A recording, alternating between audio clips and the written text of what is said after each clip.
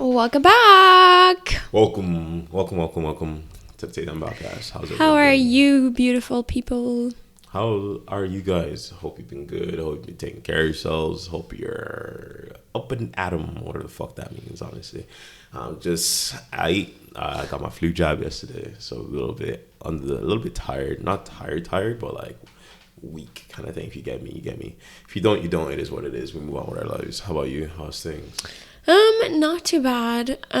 Just kind of been going through the motion. Is that what it's called? Like you just kind of living your life day to day, hitting the gym, and that's about it really. Cooking, working, and repeat.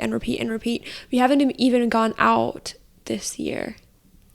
That's not really that deep. No, but I'm just saying it's not the usual. We have actually. New Year's doesn't count.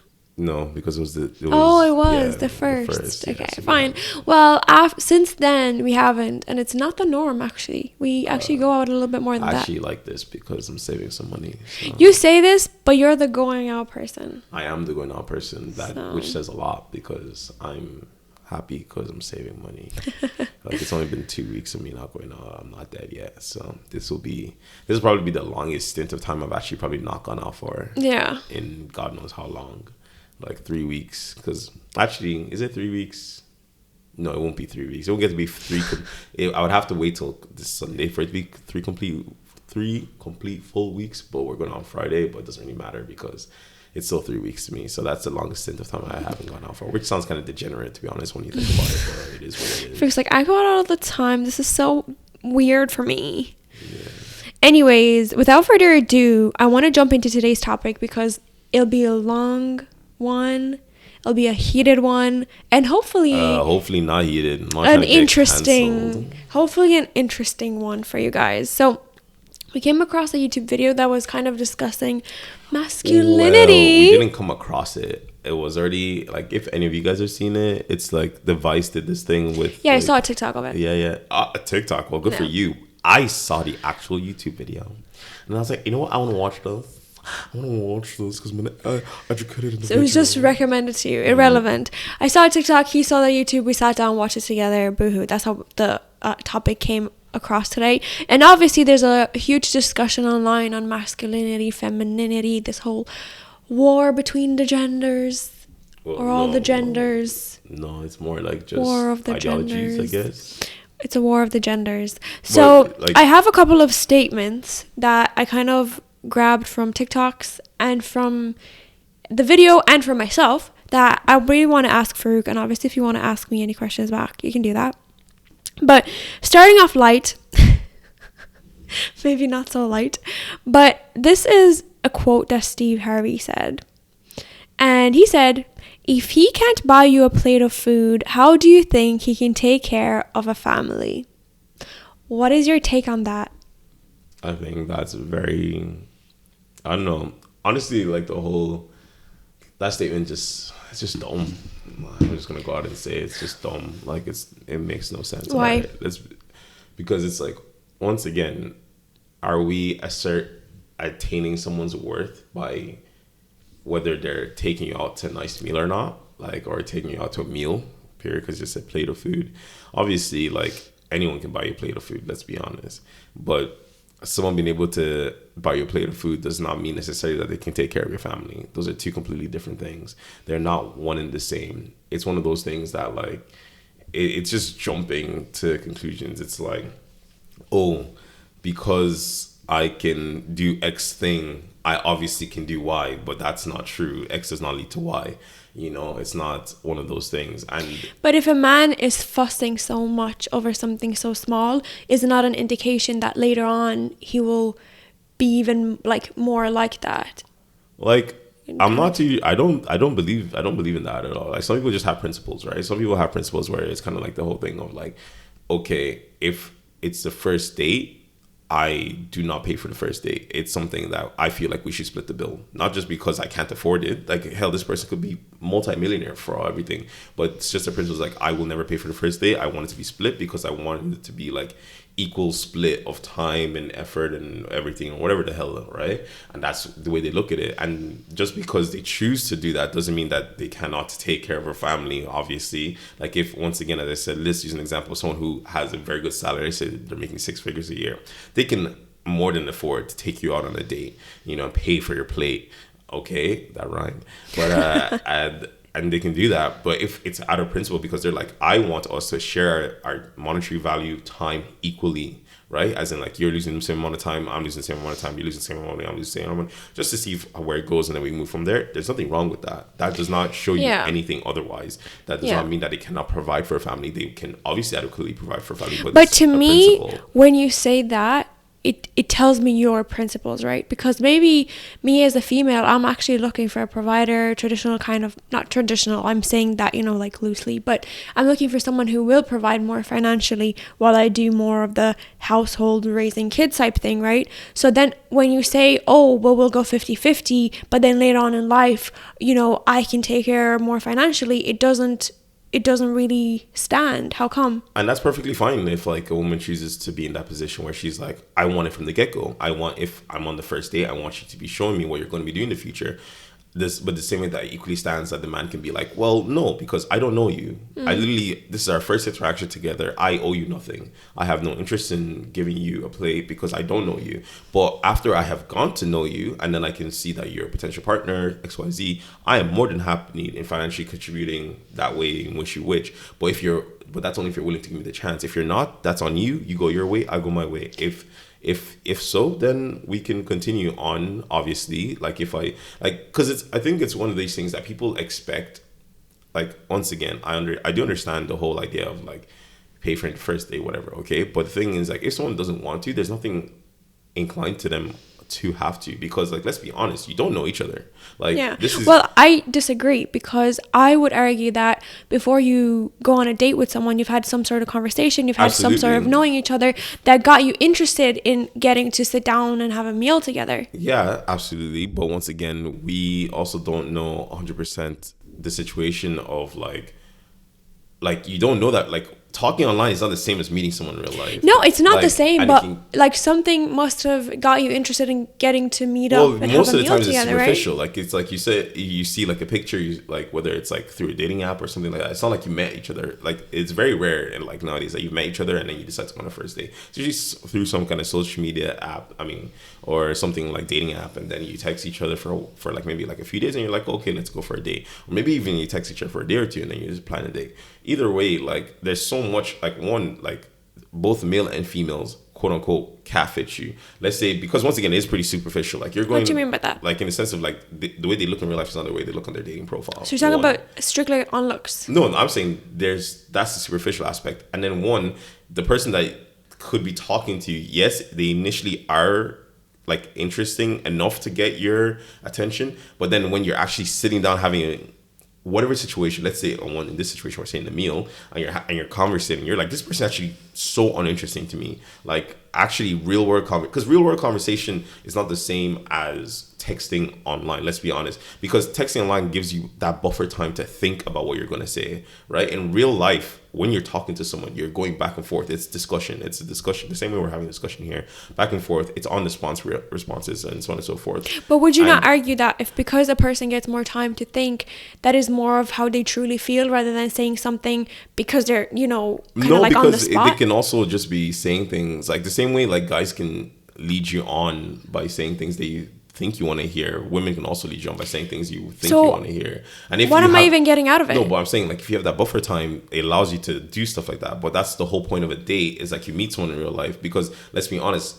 if you end up being in a relationship with someone, you're spending most of your time actually talking to them one-on-one, and then you're obviously sharing ideas or whatever. So hold on, like, are you saying that we meet in person, I'm not capable of leading you on in person, pretending to be this absolutely. Other person? Yeah, exactly. I could play along. Like, and that's it. But the thing is, at least for the first instance, like if the person wishes to not have to spend money for that date, they don't have to. Like it's no matter what, like talking online is not the same as meeting in person, having a first interaction. Like we're not talking about people who have been online dating for months or years on end and then they finally see each other. That's a completely different scenario. That's like people who have done Zoom calls, always doing all these voice calls, FaceTimes for X amount of time before they finally get to see each other. They've practically been dating already. We're talking literally two strangers on the internet meet, maybe talk for maximum of a week before they plan a date, go on a date, and then it's like, actually, I'm not interested in this person, and we move our separate ways. Or actually, I am interested in this person, and we continue on.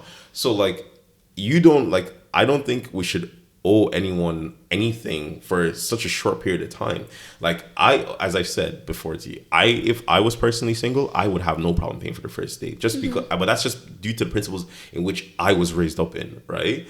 And my family household. But does it have anything to do with what is expected of you, though? Or it's not because you want to? It's not, because I think it's obviously the way society has conditioned me since I was young, and so on and so forth, that I have that in my mind that I'm like, oh, I should pay for the first day.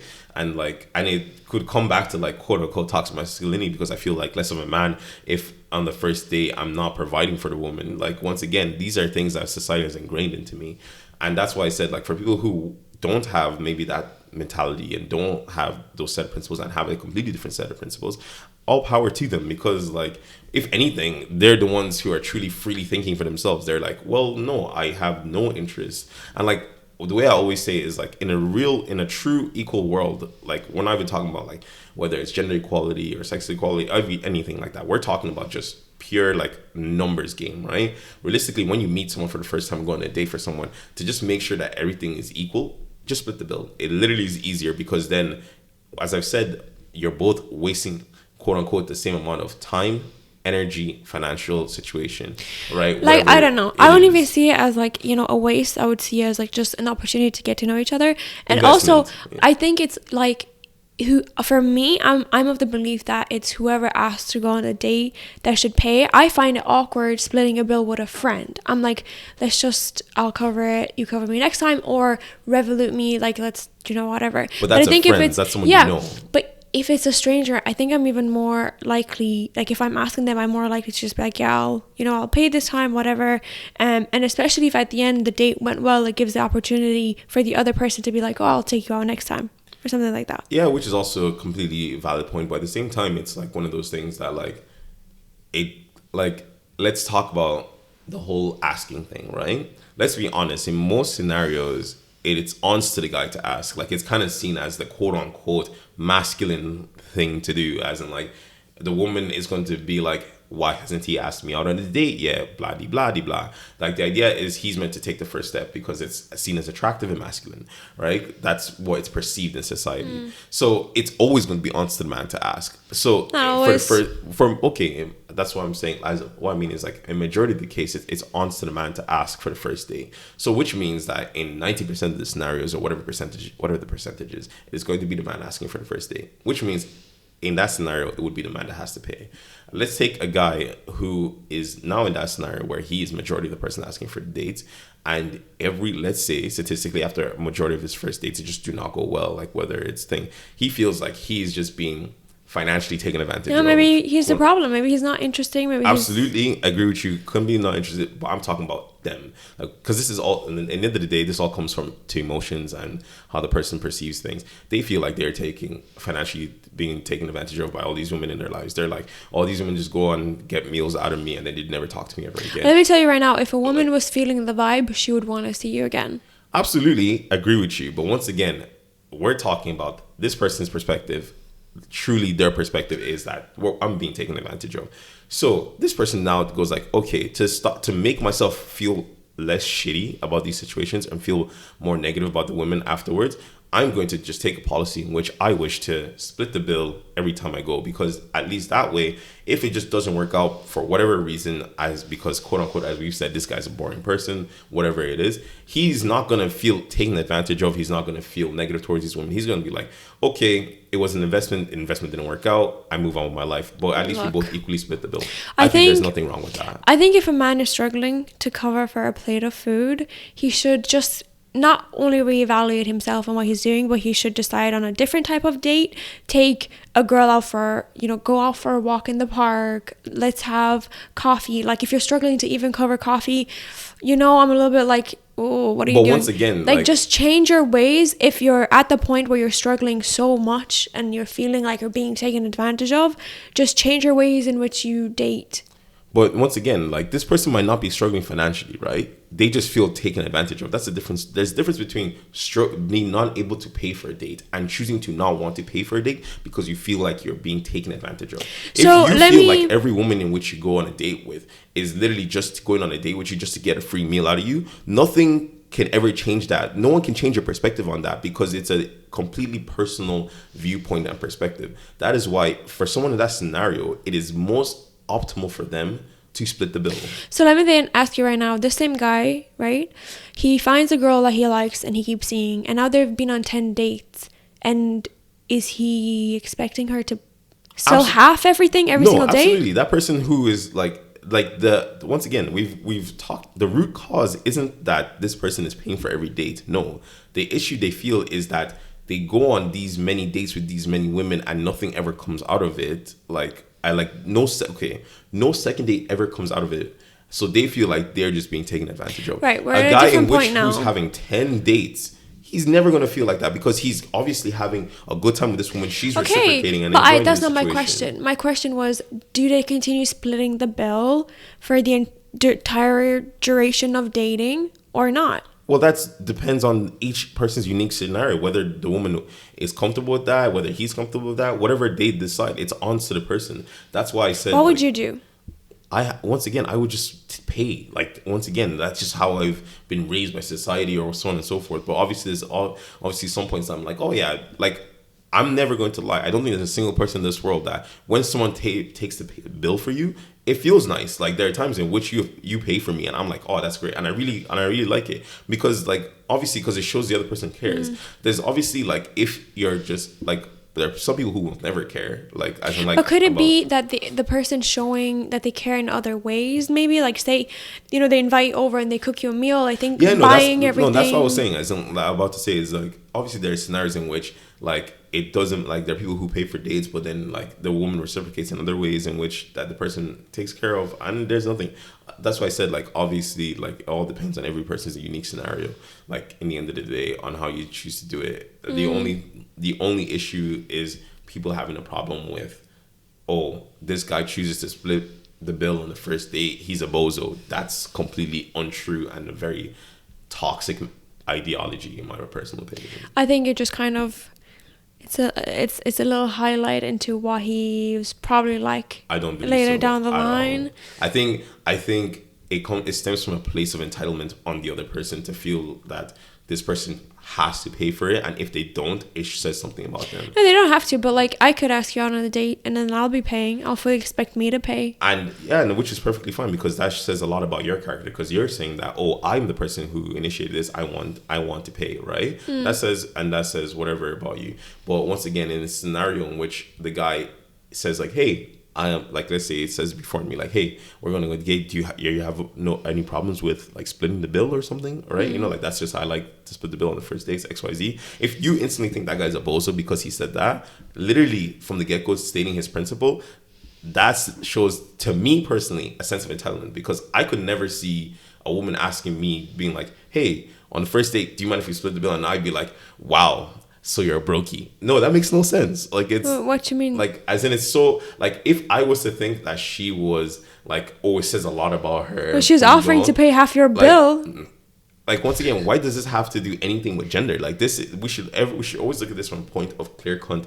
Like, I just think it's... Like I said, I think it's whoever asks the other person. And I think, like you said, it is maybe a little bit unfair if the guy is always asking, because that's just how it is. But me, personally, I have no problem asking someone to go on a date. Yeah. So, to me, it's like... if I ask you, I'm gonna cover it, like, and it is what it is. Yeah. But also, I can't fault women for not wanting to see a guy again if they choose to, like, split the bill or whatever. That's completely fine. I think you can just have your own... Absolutely, if, like, that's where your principle stands. Exactly. Right? Well, I just believe, like, the difference between not wanting to see a guy again because he chooses to split the bill because it doesn't align to your principles, and then thinking a guy is whether less than or says a lot about him just because he chooses to split the bill are two completely different things. Yeah, so see, I just said that everyone kind of has their choice, and then you said yeah, but, and then completely try to go in a different direction The situation, to bring down the women who think otherwise. No. Absolutely. Like, once again, there's nothing wrong with being like, hey, because you want to split the bill, I won't see you again. That's your principle. That's fine. There's nothing wrong with that. The issue is the other scenario where it's like, oh, you want to split the bill? That makes you a brokey. She wouldn't say it to his face, bro. That's problematic. Whereas being like, oh, I just want someone from the get-go who's willing to provide for me, perfectly fine.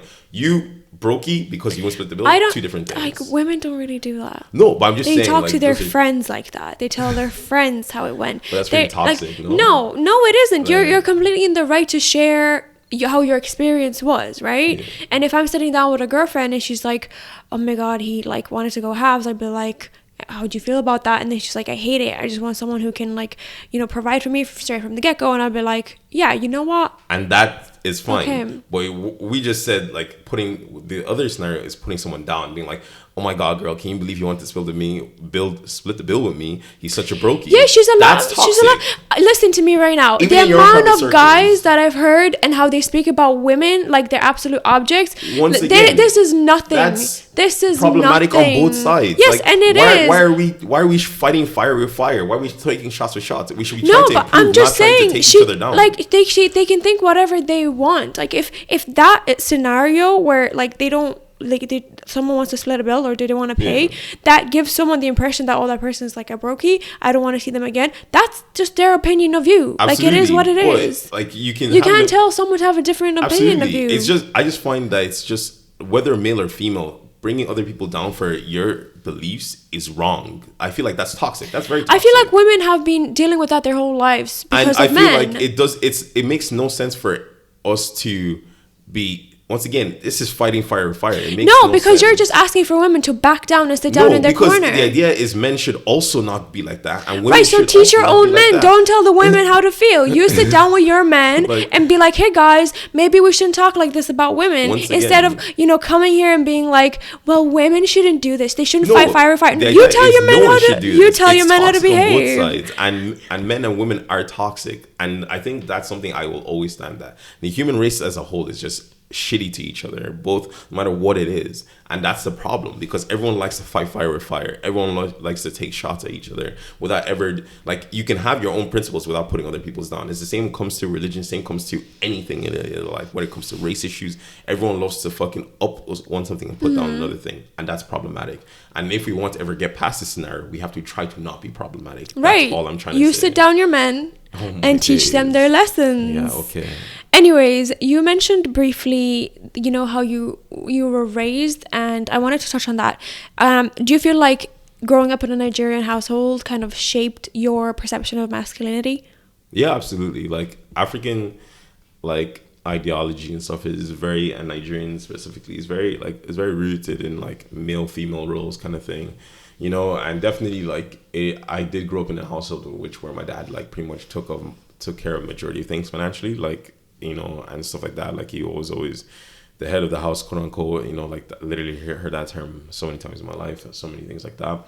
And like about taking on roles, and those are what I have perceived to be quote unquote masculine, like those are things I grew up seeing, and those are things I've like adapted in my own life, in which like, but obviously like there comes to a point in time where you have to deconstruct those things and kind of like be like, what works for you and what doesn't work for you. Like, I would never say I'm in the same situation as my dad was. Like, my dad was very, very like taking care of everything financially as much as he can. Obviously, my mom did obviously do her own things and also put in where she could and everything like that.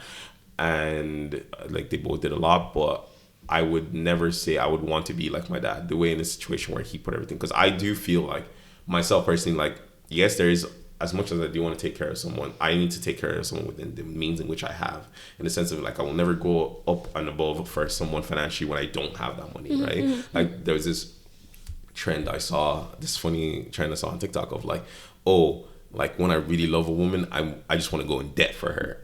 I'm like, debt sounds like such a scary thing to me. I would never do that for a woman. I would. But also, like, why would you want to be with, like, me as a woman? Why would I want to be with a man who's willing to go into debt over something? Like, let's just work on building money together. Yeah, exactly. Like, you know, stuff like that. Like, to me, that's very strange, and like, that's just crazy. So, like, obviously, like, I will, and I do try. Like, obviously, you would be the one to judge. Try to do as much financially as I can, like, in my relationship. But at the same time, I know when to push, like the break and be like, yo, I need to, like, you know, calm down, you know.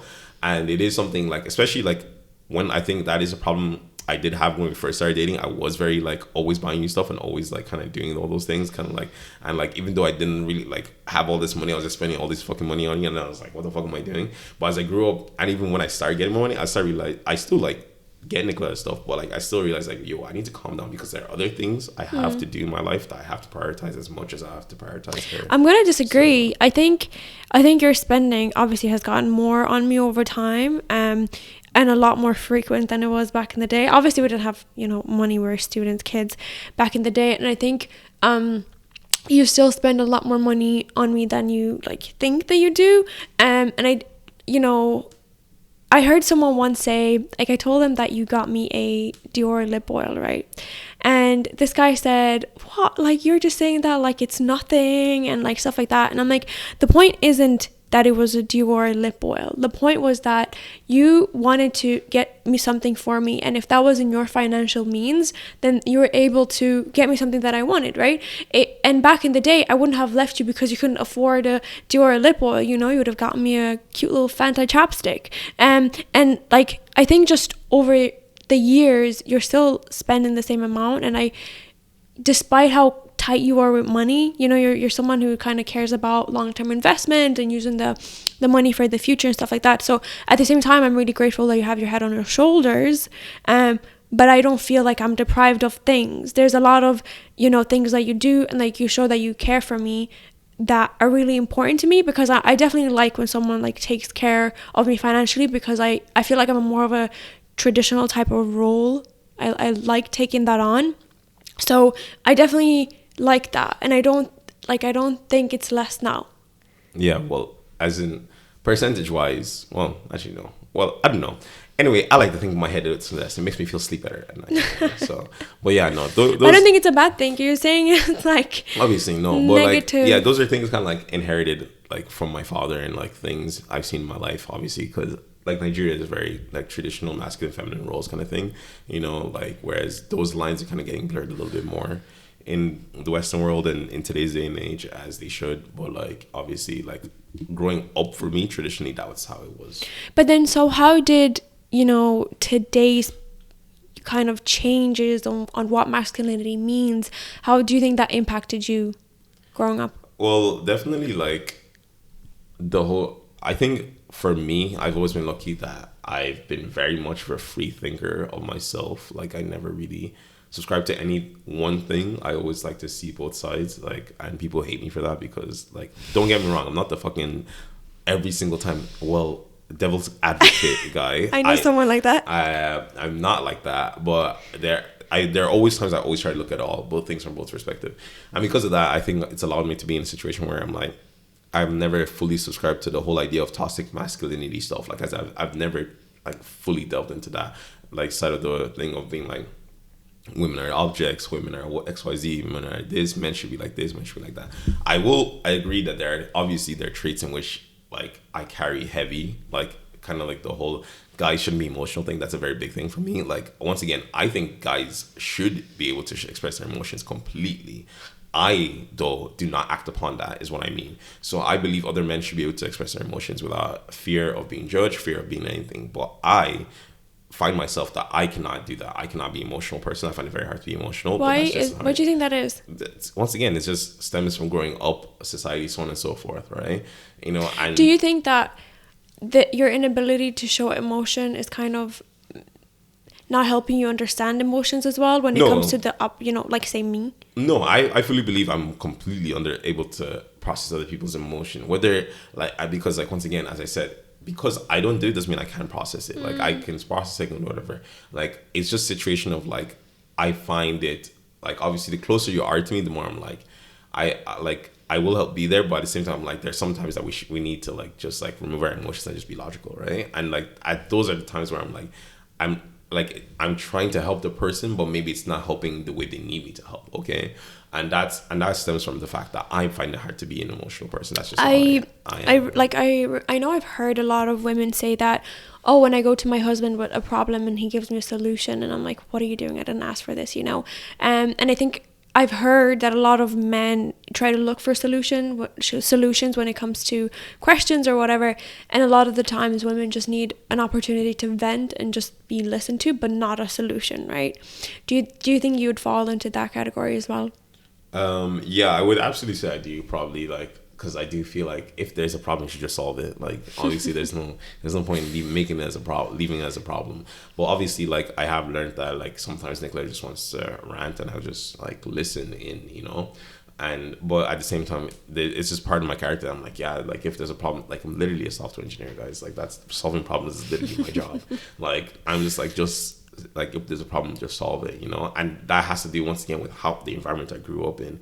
If there was a problem, my dad would solve it. If there's a problem, my dad would tell me to go solve it. Like I've never been raised to leave a problem there. I've always been raised that on your own you need to be able to solve this thing and be able to carry for yourself.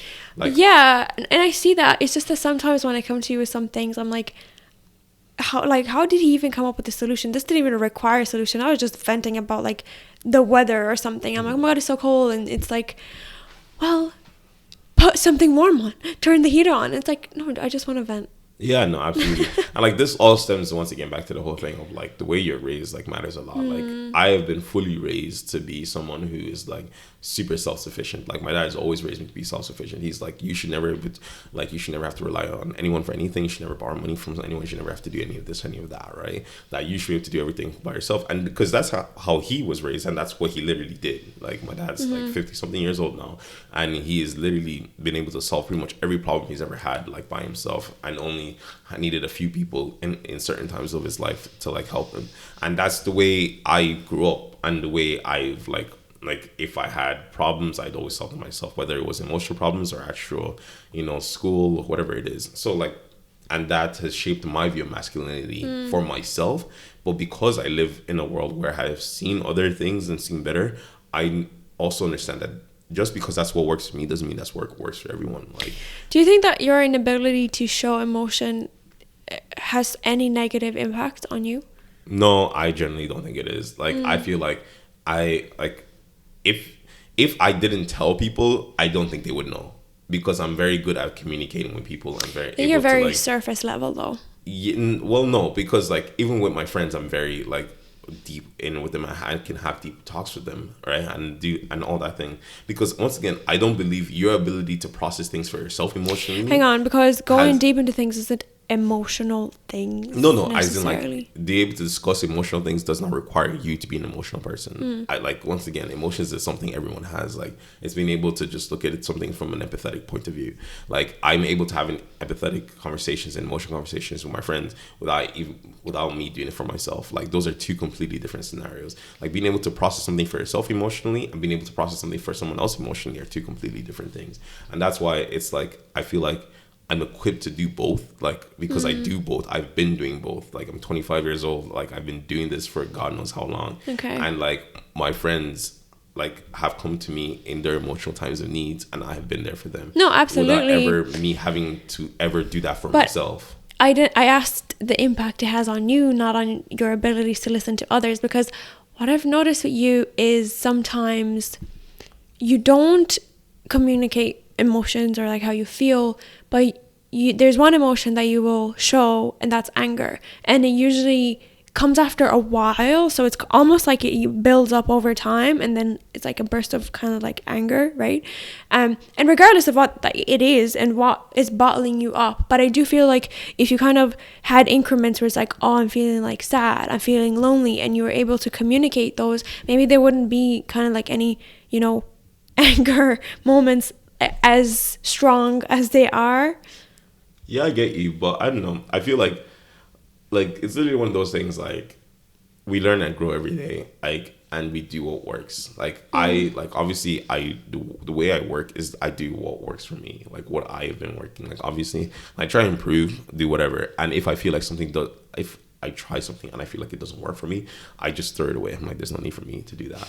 And obviously, like whether that's good or bad, it doesn't matter personally, because the way I always see things is as long as the choices you make for whatever you choose to do for yourself doesn't negatively impact the other people around you, then it doesn't matter how you choose to go about that. You get me? Like obviously for your own sake it does, but no one should ever be able to tell you you should change as long as it doesn't negatively impact those around you. Once again, like these are all things that I feel everyone can improve on and everyone has their own point of view on. So I am not the person to be telling anyone how to live their life and what to do. But at the same time, I would never want to be in a situation in which whatever decisions or reactions or anything I have has a negative impact on someone else. So, and I feel like I am at that point where whatever decisions I make for myself work for me and I don't hurt other people in the process. So I'm like, that's kind of... Depends.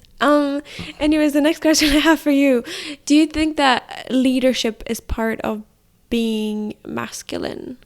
I don't believe leadership is being part of masculine. Like once again, I think we've societally put like being a leader is a masculine thing. Like once again, but this is kind of comes to power the point of I said before that the words masculinity and femininity, like when it comes to like the things attached to them, I feel like it's all a bunch of bullshit. It's more of us like whether you're either logically / dominant or like emotionally / empathetic, right? Those are more like akin to what those traits are, right? We shouldn't be labeling them as one is masculine, one is feminine. It's more about those other things I mentioned. So it's a situation of like, yes, being a leader is part of you being more like quote unquote dominant and logical than being emotional and empathetic, because those are those traits, that skill set aligns more to those traits.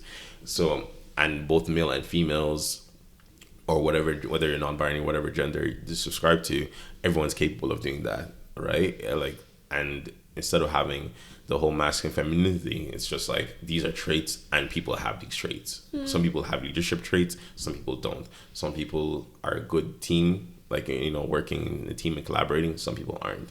You know, some people lead teams, some people work in teams.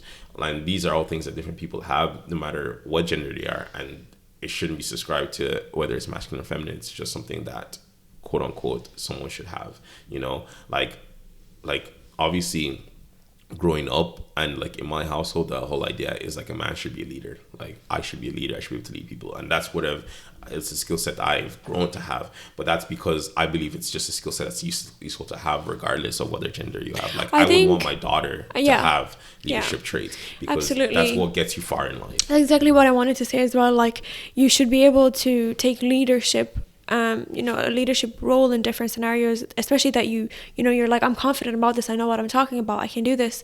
Because I know there were some arguments about how, women can't be presidents because they're really emotional beings or whatever. Meanwhile, also discussing, men should just be given the freedom to be emotional and stuff. So it's like, what are you saying? You know, what are you saying? If a woman is really good at that, let her do it. Don't let her gender, you know, be the disqualifying point or whatever. Just let her. Yeah, it's all akin to just traits. Like you can be both emotional and you can also be a leader. Like it all depends on the scenario. Exactly. I have a couple of other questions for you, but I know we are running out of time. So I'm going to keep it a little bit brief, right? So, do you think that men are scrutinized for things they do? Like, if you dance a certain way or speak a certain way, you're seen as less masculine? Absolutely. Like, once again, we live in a world and a society in which we do advocate. Like, this is one thing I always say a lot. We advocate a lot for, like, free-form gender identity, and we advocate for so many things like mental health, so many things.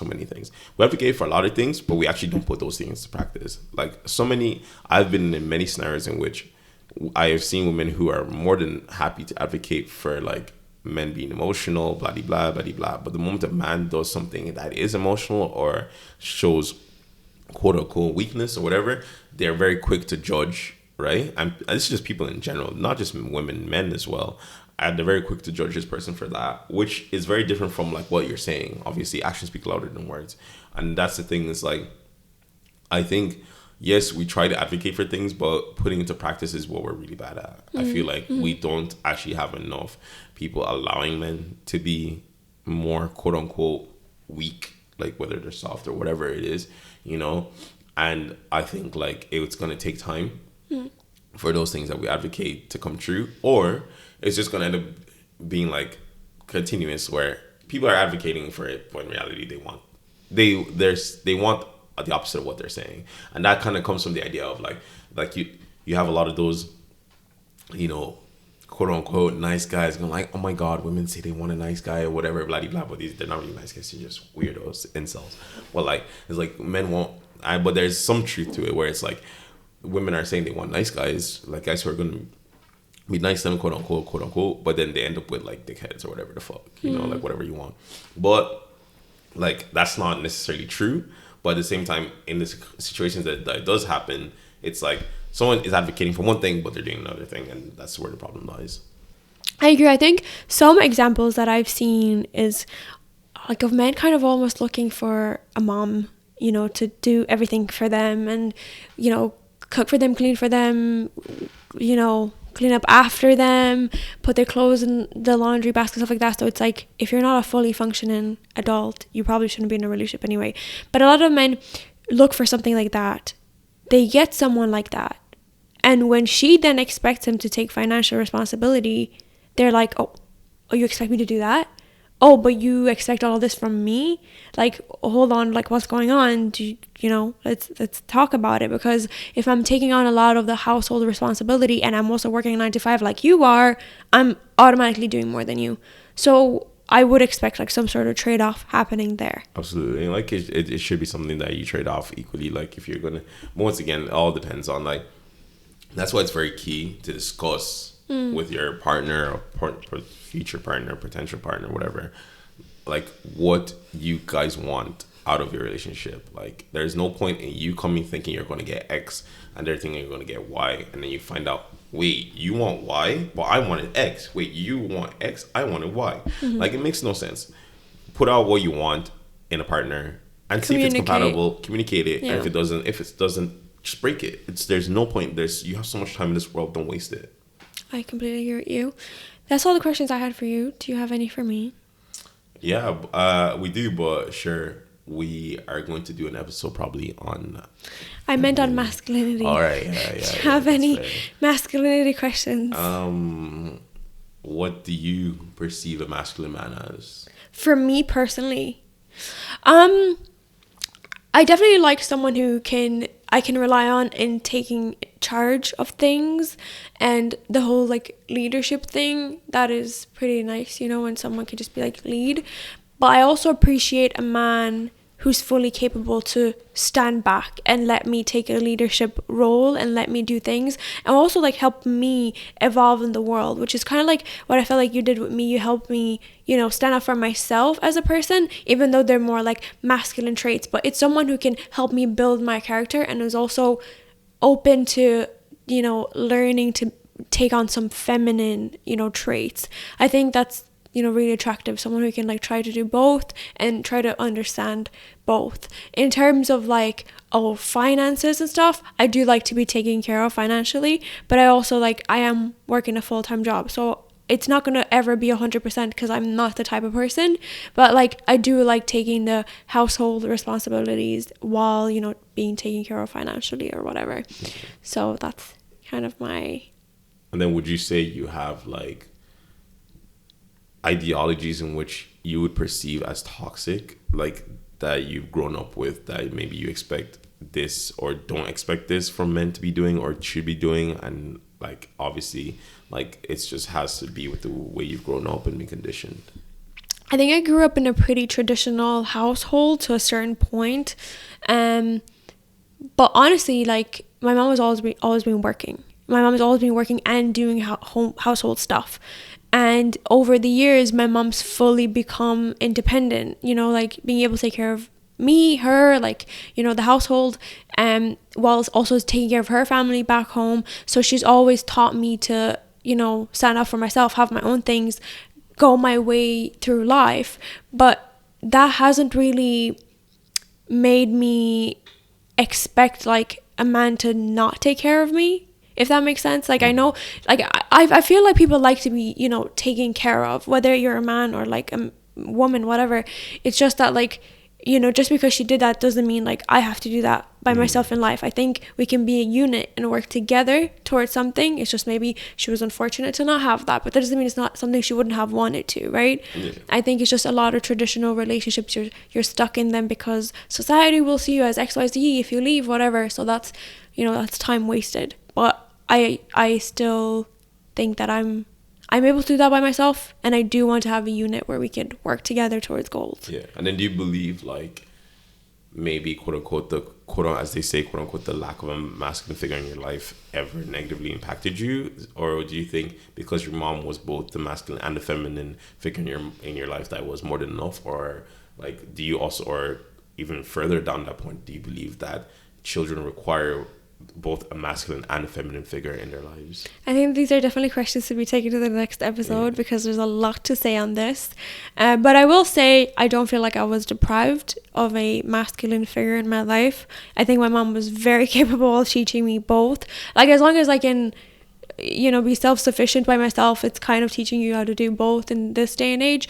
But I think having some other male figures like yourself growing up definitely helped me in the more leadership, dominant, speak for yourself type, because my mom's not like that. She's very, you know, like quiet and chill. So I think that both were important, but I don't think that the lack of a very strong masculine figure in my life impacted me negatively. All right, that's good to know. So yeah, stay tuned, because it will be the reverse at some point. We're going to have a round 2 of this, and if you have any questions you'd like us to bring up on the round 2, and obviously if even some stuff relating to masculinity, if you want us to bring that up in the next episode as well, when we're talking about like feminine stuff, feel free, we can drop that in at the end, and, you know, if there's some burning questions there. And obviously, as always, subscribe, like, share everything all over every social media, and we hope you enjoyed today's episode. Till next time. Peace.